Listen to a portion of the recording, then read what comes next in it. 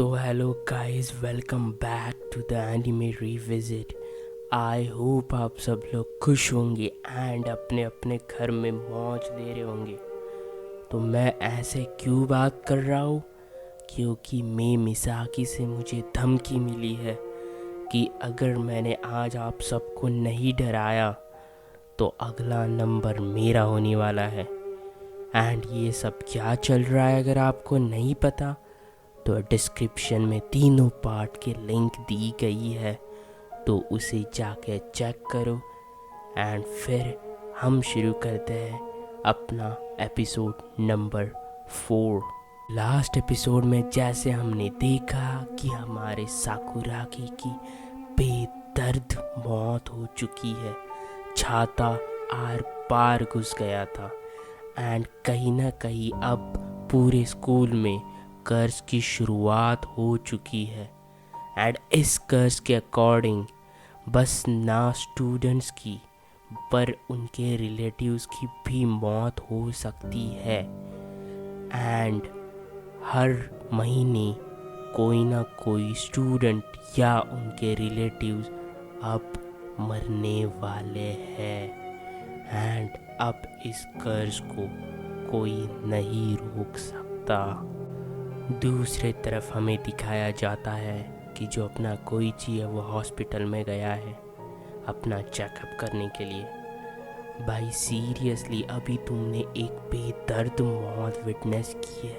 अगर मैं उसकी जगह होता ना तो सीधा अपना टिकट लेता एंड उस शहर को छोड़ के भाग जाता, क्योंकि भाई मेरे को मरना नहीं है ऐसे फालतू स्कूल के चक्कर में।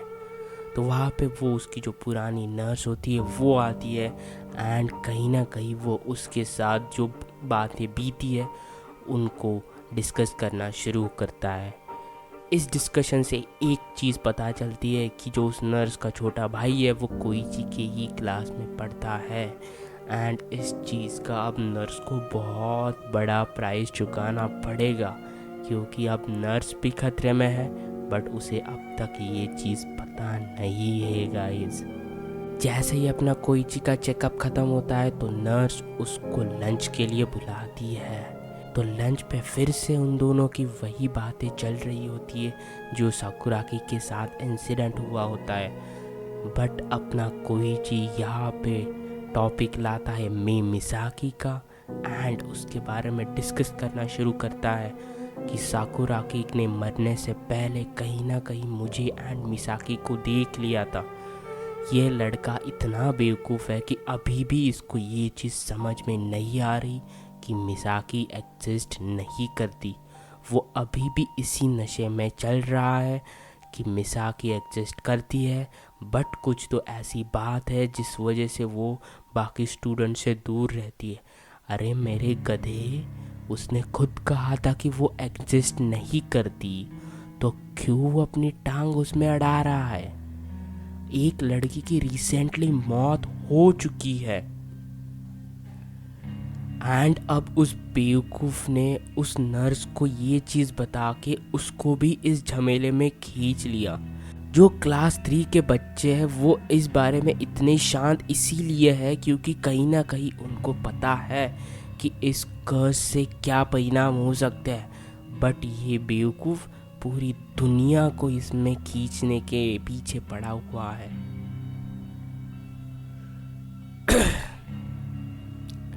एंड अब इस चीज़ का भुगतान उस नर्स को करना ही पड़ेगा, बलिदान देना होगा।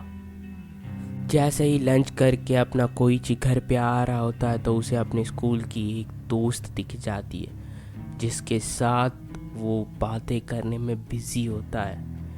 बट उसे ये नहीं पता कि अब मौत उनके सर पे मंडरा रही है। मौत ने अपना शिकंजा कस लिया है एंड इस शिकंजे में अब कोई भी फंस सकता है।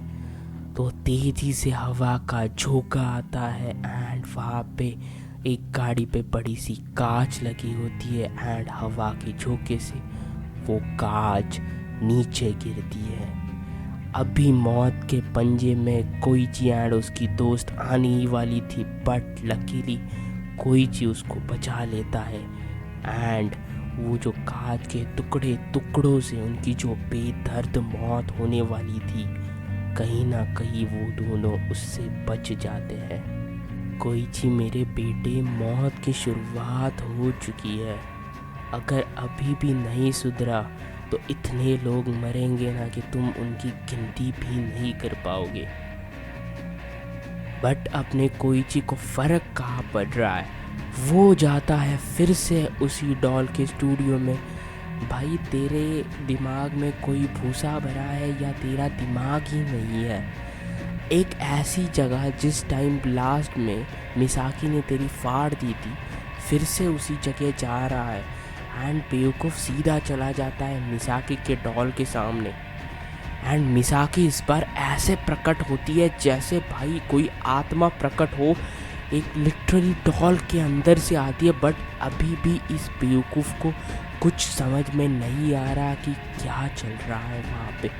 तो वो फिर से मिसाकी से पूछने लगता है कि क्या हुआ था 26 साल आगे, एंड अब स्कूल में तुम क्यों नहीं दिखाई दे रही? क्योंकि कहीं ना कहीं मिसाकी अब स्कूल में नहीं आ रही होती, एंड अभी इसका रीज़न हमें आगे क्लियर होगा।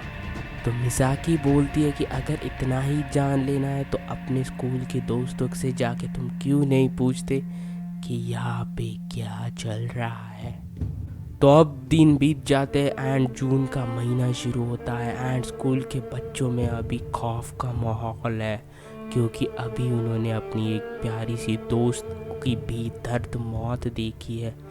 एंड कहीं ना कहीं इन सब को दोषी वो कोइची को मान रहा है, क्योंकि गाइज वो बोलते नहीं, बट मैंने ये फिगर आउट कर लिया है कि इस कर्स का राज क्या है एंड कोइची आने से पहले कोई मर क्यों नहीं रहा था। क्योंकि कहीं ना कहीं जो भी वो मिसाकी के बारे में बात करता है या मिसाकी को प्रिटेंड करता है कि वो ज़िंदा है, उसी चीज़ से वो कर्स एक्टिवेट हो जाता है। तो आपको मिसाकी से बात नहीं करनी है एंड मिसाकी के बारे में कोई भी उल्लेख नहीं करना है। इसीलिए उसके जो दोस्त थे वो कोइची को कोई भी मिसाकी का आइडिया नहीं दे रहे थे एंड मिसाकी का नाम तक नहीं ले रहे थे। बट अपने बेवकूफ़ भैया ने बस मिसाकी का नाम नहीं लिया, बट उससे जाके बात करी। इवन दो मिसाकी ने खुद कहा था कि मुझसे दूर रहो, एंड कहीं ना कहीं इसी चीज़ के वजह से वो जो श्राप था वो फिर से शुरू हुआ एंड अब मौत पे मौतें होने वाली है। तो कोई भी क्लास में कोई चीज़ से बात नहीं कर रहा, क्योंकि उनको पता है कि इस गधे ने एक श्राप की शुरुआत कर दी है एंड इसके वजह से अब बहुत सारी लोगों की मौतें होने वाली है। तो स्कूल के ब्रेक में वो आकिजावा एंड उसके और एक दोस्त से ये पूछने की कोशिश कर रहा होता है कि क्यों सब मुझसे बात नहीं कर रहे एंड क्या ऐसी चीज़ है जो एग्जिस्ट नहीं करती एंड ये श्राप क्या है, 26 साल पहले क्या हुआ था। बट अब कोई भी उसको उस चीज़ के बारे में बताना नहीं चाहता, क्योंकि उन सबको पता है कि अब किसकी शुरुआत हो चुकी है एंड अब हाथ से समय निकल चुका है। मौत का घंटा शुरू हो चुका है एंड अब इस घंटे में सब लोग मारे जाएंगे। बट तभी उसे कॉल आता है उस नर्स का जिससे उसने डिस्कस किया था मिसाकी के बारे में, एंड अब ये उसके ज़िंदगी का आखिरी कॉल होने वाला है।